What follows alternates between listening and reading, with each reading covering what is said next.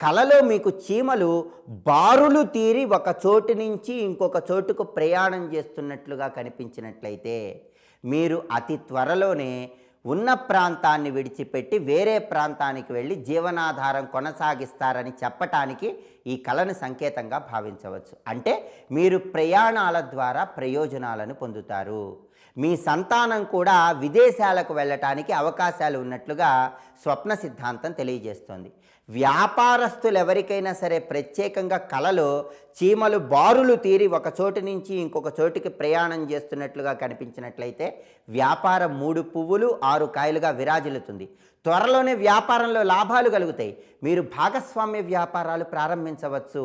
భాగస్వామ్య వ్యాపారాల్లో పెట్టుబడులు పెట్టుకుంటే మీకు అదృష్టం బాగా కలిసి వస్తుందని చెప్పటమే కలలో చీమలు బారులు తీరి ప్రయాణం చేయటంలో ఉన్న అంతరార్థమని స్వప్న సిద్ధాంతం మనకు తెలియజేస్తుంది.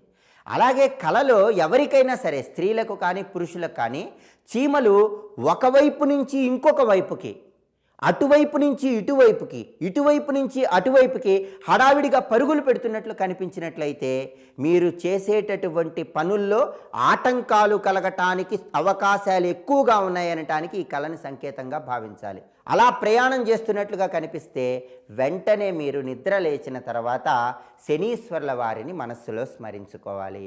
అలాగే శనివారం రోజు ఎక్కడైనా సరే చీమలకు బియ్యపు పిండి పంచదార కలిపి ఆహారంగా వేయాలి.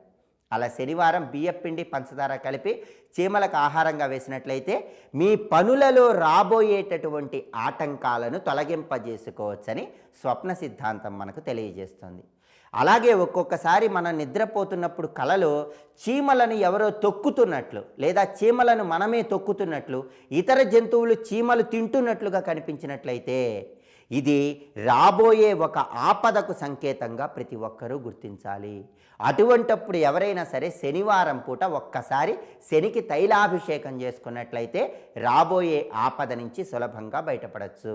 అలా తైలాభిషేకం చేయించుకోవటం వీలు కాని వాళ్ళు ఎవరైనా సరే శనివారం పూట మీ గృహంలో పడమర దిక్కులో ఉప్పు కుప్పగా పోసి ఒక ప్రమిదను ఉంచి ఆ ప్రమిదలో ఆవ నూనె పోసి దీపాన్ని వెలిగించండి.